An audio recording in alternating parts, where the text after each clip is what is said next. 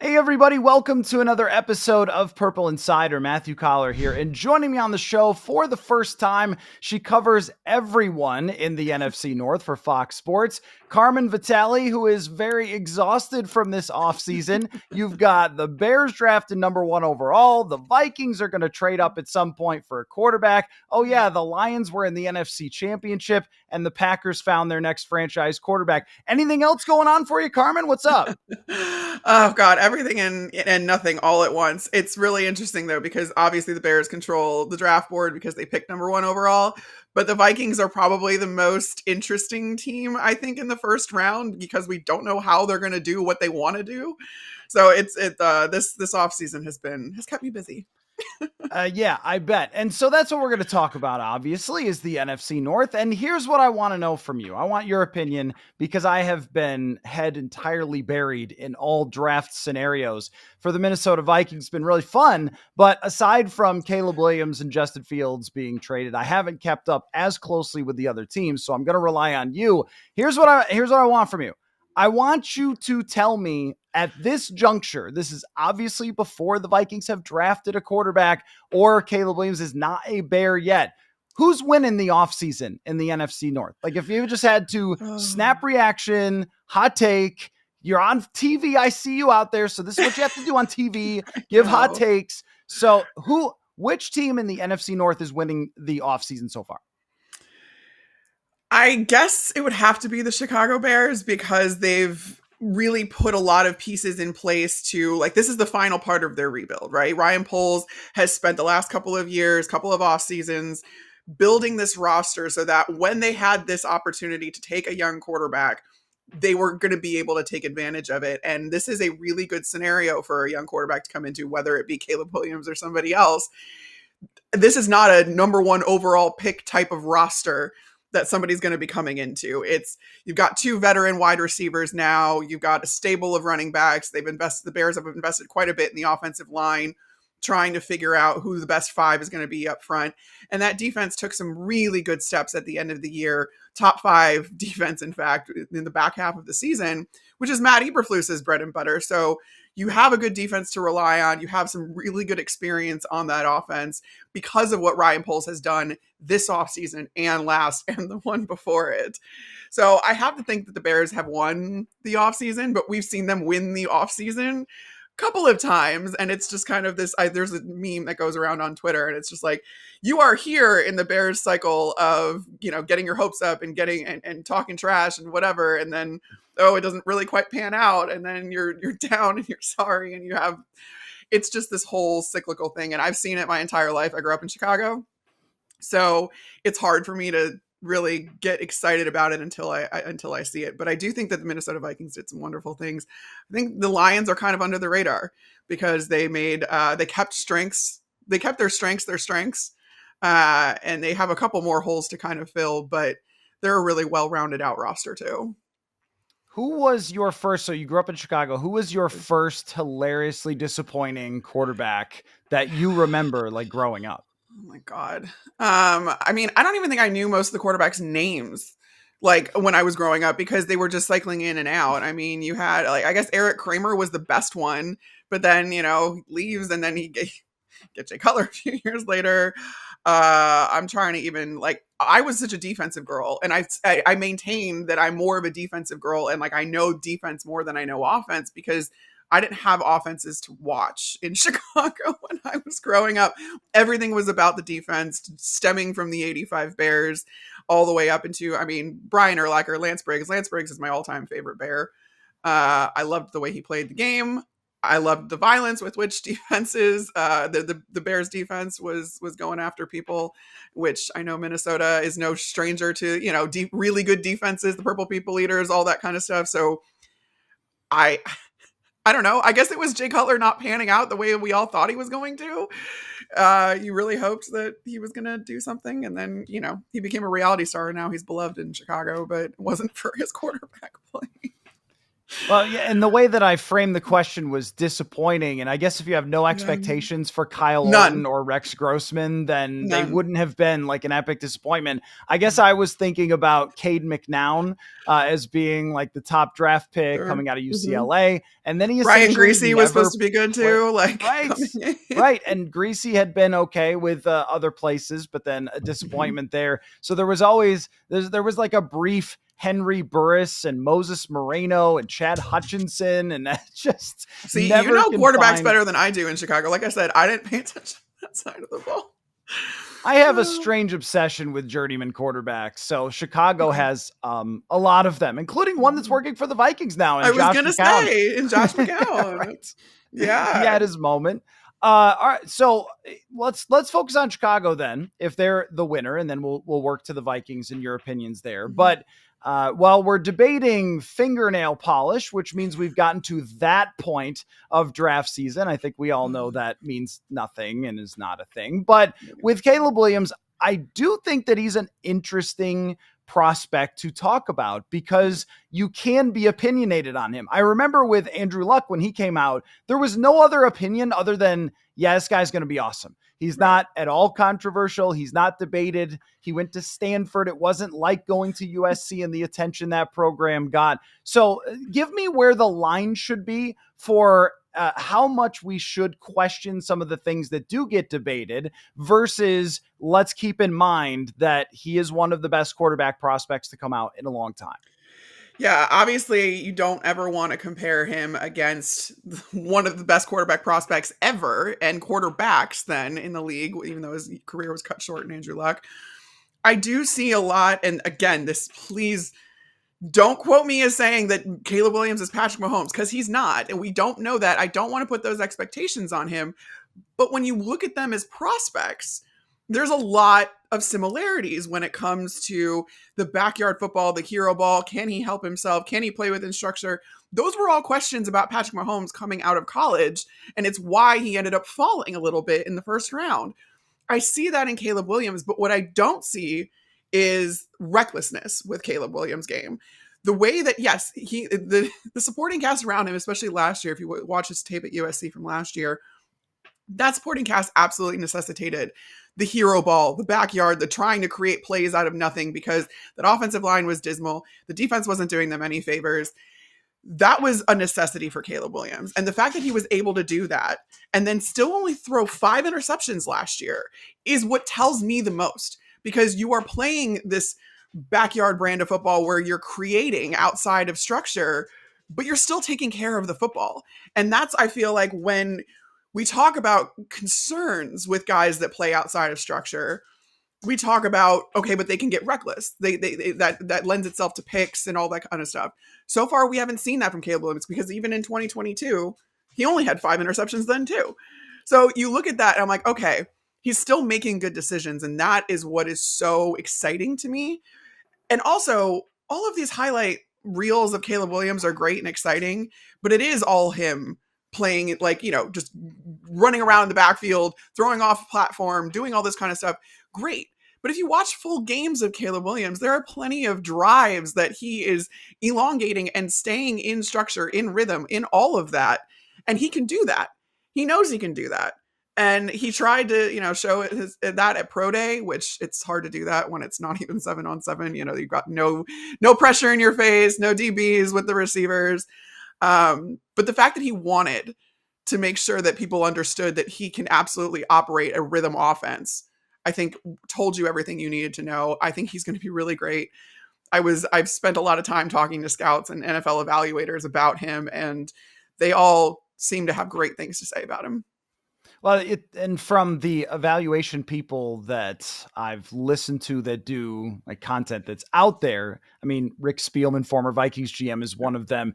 They really didn't have the same questions that you hear from a lot of the media people. It's more of he's been locked in. And I think Sean Payton even talked about this at one point on the record, that he's been locked in as that guy. And they didn't really question that at any point, or at least that's how it's coming across. And because there is a big gap between him and the next best guy, which throughout the season, I did wonder if we would hear is Drake May going to be number one, or is Jaden Daniels going to be number one? And it's in their mind, in the NFL mind, his tools and his skill set puts him ahead of everyone else. I think you bring up a great point, though, about the interceptions.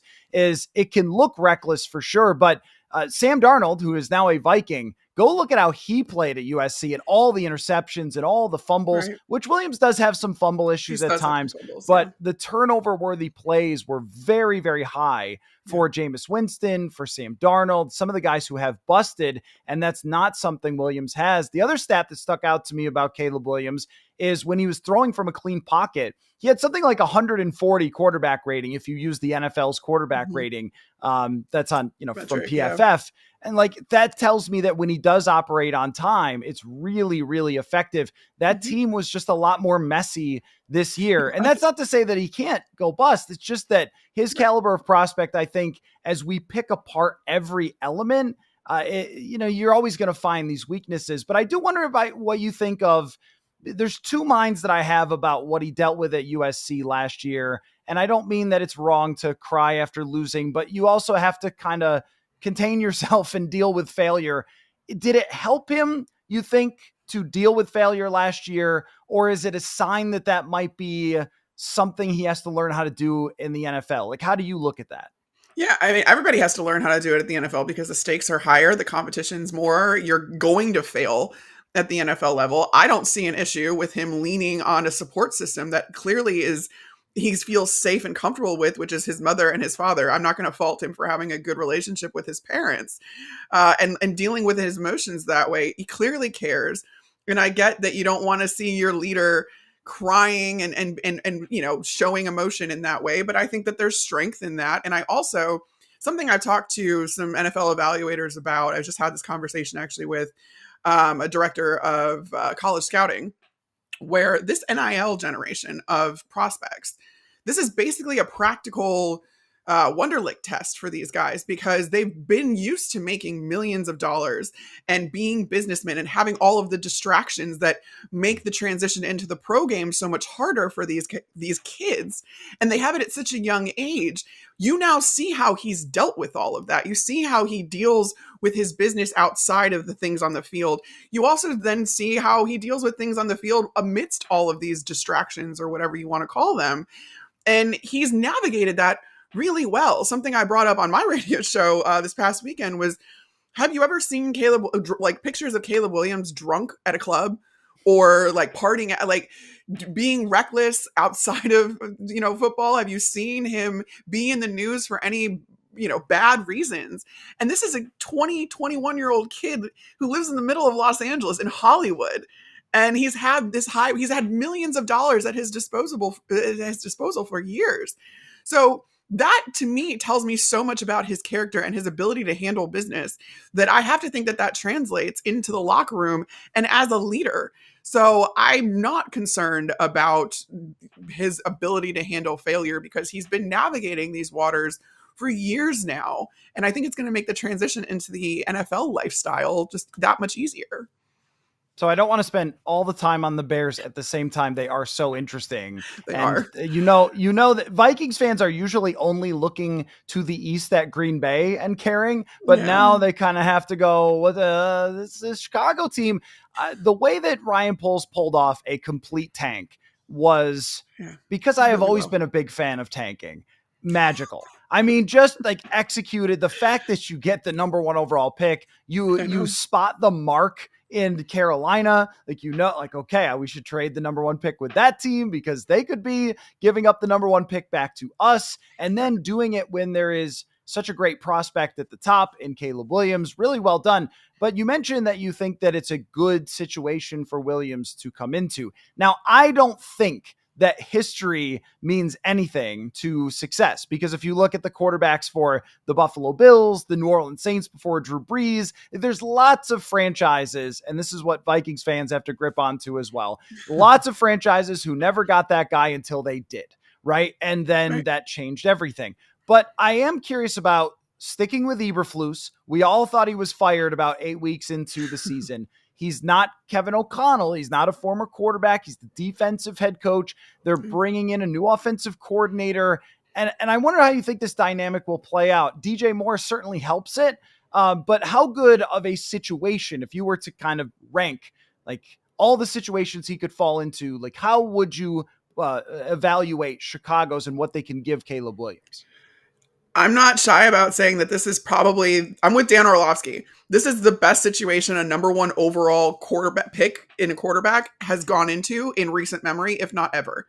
And you just don't get this kind of support because usually teams are picking number one because they had the worst record in the league last year. That's not the case of the Bears right now. And again, this was all part of a plan and a strategy by Ryan Poles, who by his own accord said he was brought there to break a cycle. And that's so far been true. They have the chance to continue the cycle if they do fire Matt Eberflus after this year, which is another reason why I don't think they're going to. His side of the ball has held up their end of the bargain. If you kind of look at this on a macro level in this rebuild, you saw tangible improvement from them. I talked about it earlier, into a top 5 defense by the end of last season. That is perfectly on time. And that is exactly what you're asking Matt Eberflus to do. You are not ever going to ask a defensive head coach to develop a quarterback. That's not his job. That's not where he shines. You can't, nobody is good at everything in the NFL. So you bring in Shane Waldron, who has a track record of getting the most out of different kinds of quarterbacks, going back to Jared Goff, Russell Wilson, Geno Smith.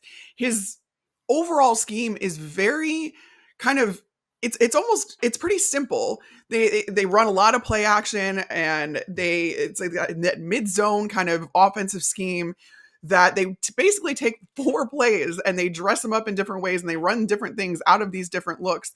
And it's incredibly easy to kind of grasp as a young quarterback, that I think that, again, that will help the transition again with all of this now experience between DJ Moore, Keenan Allen, you have Cole Kmet, you have Gerald Everett now, who Shane Waldron worked with before. You have all these, like this experience on the offense that can help Caleb Williams along. And I do want to caution, though, and I said this on TV last week or 2 weeks ago, whenever it was, I lose track of time. The winning the division and should not be the expectation for the Bears. Is it possible? Sure it is. It's not. Let's not put these expectations. Let's not skip ahead. Let's not put the horse in front of the cart when it comes to the Chicago Bears again. Let's get to a winning season first. If Caleb Williams has a winning season, if they have a shot at the wild card, if they make the playoffs, that is amazing. That's wonderful. That's all you want out of Caleb Williams and this Chicago Bears team this year. I don't want to put the expectation of beating the Packers and the Lions and whatever the Vikings end up being this year. I don't want to put those expectations on a young guy right away, even as good of a situation as he's being put in. So I think it's the cart and then the horse is what you don't did I say horse in front of the cart?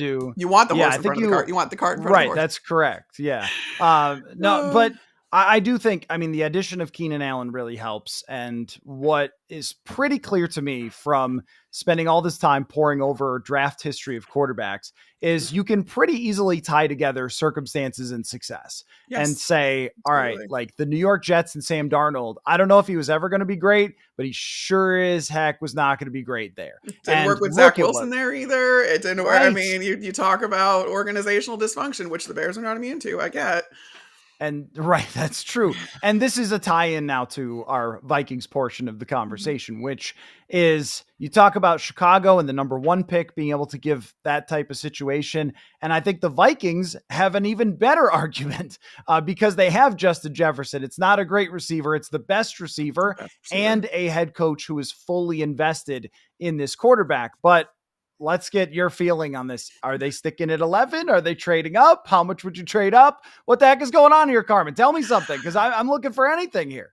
Well, you didn't trade with Houston for the number 23 pick, not to stand pat at number 11, and you're not going to get one of the top quarterback prospects at number 11. You're going to have to trade up, and I've been saying this all offseason that Minnesota is going to be aggressive because of the fact we heard reports from last year about how Kwesi was in the running and trying to trade up for CJ Stroud when they had a fraction of the capital they have now. So I have to think that now that you have 9 draft picks and you have 2 of which are in the first round and you have some cap space to work with, that you are going to be even more aggressive this year, and it's going to take that amount. It's not going to be cheap. The Vikings are not the only ones that are going to try to trade up for a quarterback. So there's a lot of quarterback needy teams, and there's only so many of these great prospects to go around. I put up an article on foxsports.com. It was a thought exercise exploring trades that could get the Vikings their guy, whether that be Drake May, whether that be someone like JJ McCarthy, because they couldn't get Drake May. It was like plan A, B, C, D, whatever. I used comps from trades that have happened in the past. As useful as the Jimmy Johnson value chart has been, I think it's a little outdated, and it's not something that you can really go off of, even when it was kind of more accurate with the value and stuff like that. You still couldn't go off of that because there's so many external factors in the draft that, again, you're competing with other teams, and it's a matter of if the teams that you're calling are willing to do these deals and what they're willing to do these deals for, what they have to, sacrifice. In the case of someone like the Arizona Cardinals, who are they going to trade down and get a haul? Or do they love Marvin Harrison Jr. that much that it's worth forfeiting that, even though they have so many needs on that roster? Is New England self-aware enough to know that they're probably not set up for a young quarterback right now, and are to vacate that third spot and instead get the haul to, again, fill all the holes they have on that roster? You just don't know. And so the Vikings are probably going to have to end up overpaying, as is any team that wants to trade up to get one of these quarterbacks. I won't go through every scenario, but we've heard all the reports that they really like Drake May. Is he going to be the number 2 quarterback off the board in Washington? I don't know. And if he is, how does that change things? Are they comfortable with JJ McCarthy? Because they're still going to have to give up a haul to get into that top 5. Are the Broncos going to try and snipe them and move up into there? Or are the Giants going to? They've got a lot less farther to go because they're picking at number 6. To get into the top 3, they would still be a lot, but not as much as coming up from 11. It's such a fascinating dynamic here, but I think that whoever comes in, whether it be Drake May, whether it be JJ McCarthy, is going to be set up again in such a wonderful spot, because you have Kevin O'Connell, who's a former quarterback, you have Josh McCown, former quarterback. They know, the ins and outs of these guys. We saw Kevin O'Connell make it work with multiple backups last year after Kirk Cousins went down. No, I don't think it's being talked about enough, but this defense, if it continues the trajectory that it finished the season on, Brian Flores, I get that Danielle Hunter is gone, and so is Marcus Davenport, that for that matter. You can't get a ton out of him because of injury. But Jonathan Grenard is nothing to snuff at. This is a guy that had 12.5 sacks last year. And let's not forget, Brian Flores, that's more than Brian Flores ever had in Miami. He never had a double-digit sack guy in Miami. And I talked to him about it before the season last year, just about what his scheme kind of emphasizes and how he gets things done. And he's been so creative, and he's been creative out of necessity. He can continue to do that. And this is a defense that this team can rely on while you bring along a new quarterback. And maybe that's not even right away. I would not be shocked to see Sam Darnold start week 1. And you kind of take the pressure. You didn't hand Sam Darnold that contract without thinking that there is a real possibility he's going to play some meaningful games for you. And that's fine. Because again, Kevin O'Connell, Josh McCown, they know the value of being able to sit and ease your way into this league rather than have to be the guy right away. But I do think that Minnesota is set up better than most people think. And that's why I'm not discounting them when it comes to how competitive they're going to be next year, where they're going to it's this division is going to be so interesting to me, and especially dependent on what happens in the draft this year. Yeah, I think that if they had to start Sam Darnold, there is a world where they still are competitive. It's just that the Packers and Lions are kind of so strong. And what is really unusual about this, Carmen, is that everybody had a plan a couple years ago. The Vikings were going to competitive rebuild, and the Lions were going to tank, and the Bears were going to tank, and the Packers were going to do that thing where they develop the next superstar quarterback. And it all worked for everyone. I know. That's what's so crazy. Is like normally you go like, all right, 2 of those will fail. Maybe one of them succeeds and you'll be all right. You'll be right there if you're one of those teams. And yet it worked for absolutely everybody. So I think that just going back to them moving on from Cousins and going to draft a quarterback here, it was absolutely vital. Like you couldn't run out the same thing you had before and expect to compete against these teams that were so much better. It goes forgotten that when they won 13 games, there was like half the conference was tanking. So it was a lot easier to do than it's going to be next year. I do want to ask you how you feel about McCarthyism because everyone's debating, is JJ McCarthy worth trading up 2 first-round draft picks to get if it is number 4. I still think it could be number 5, because if I'm Arizona, I'm kind of like, you know what Kyler Murray really needs? Gestures at Marvin Harrison Jr. or Malik Neighbors, either one. Right. And if they move to 11, then they're going to miss out on that. I don't know if they want to do that. Right. So I've kind of started to look at number 5 as maybe as long as Jim Harbaugh doesn't hold a grudge at the Vikings for not hiring him a couple of years ago. This is good. This is so much heat right here with this thing. But do you feel like McCarthy is worth trading up the multiple firsts to get if they have to do that?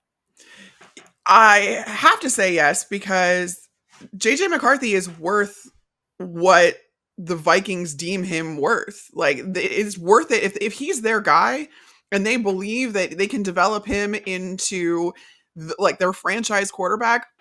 That's absolutely worth it. Because is that worth it to another team? Maybe not. Was JJ McCarthy, that high on other teams' boards? Probably not. But this is where, kind of the push-pull of your needs versus best player available versus value. Like, this is all, the amalgamation of what the NFL draft is all about, and why these front offices are, so necessary, because you have to weigh, all right, what is he going to do for our team? And the fact of the matter is, I mean, the Vikings have some holes still on the defense, still even, interior offensive line, all that kind of stuff. But they really are still a good roster built. There's a good roster there, and they don't have a ton of needs, and you're not going to get anything done without the guy.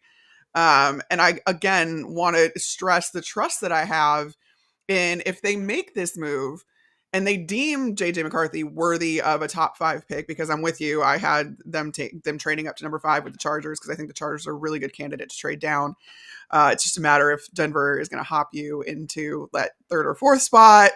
Again, it's going to be a whole mess. But I just have to think that between 2 former quarterbacks, longtime backups in the league, you can develop a guy with the traits that JJ McCarthy has. We haven't gotten to see a lot of what how that manifests in an offense, because he wasn't asked to do very much at Michigan. And I understand that there's some trepidation because of his lack of experience, overall experience and reps, as compared to some of these other quarterback prospects. But it's worth it if the Minnesota Vikings deem it worth it. That's the best I can say. And again, it's just, that's different for every team.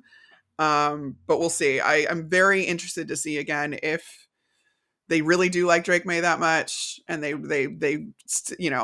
give the farm away to get him, or if they give a little bit less of the farm, maybe just the barn, to go get JJ McCarthy.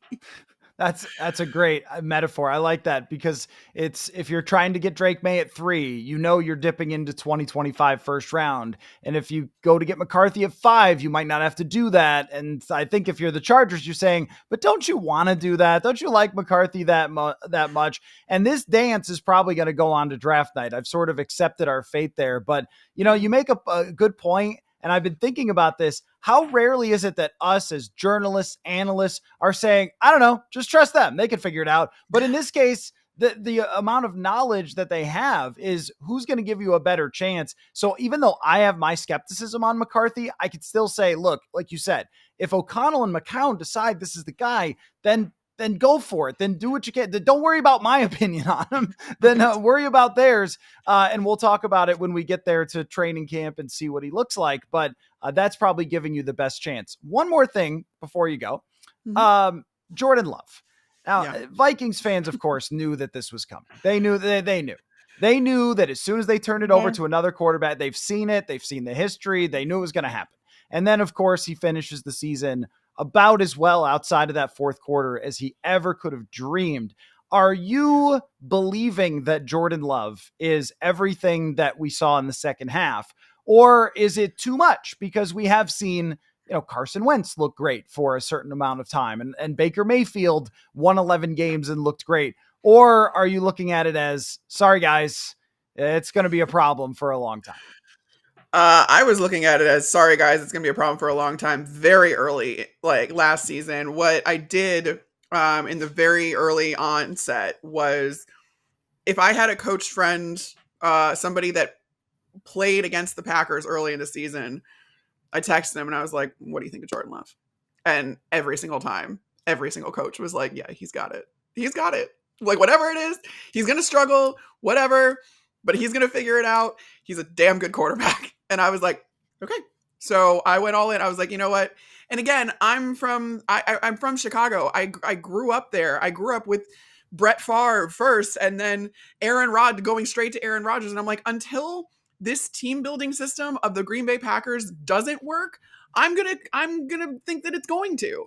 Like, there's just nothing to suggest that this wasn't going to work out, and I was gonna have to see it to believe it.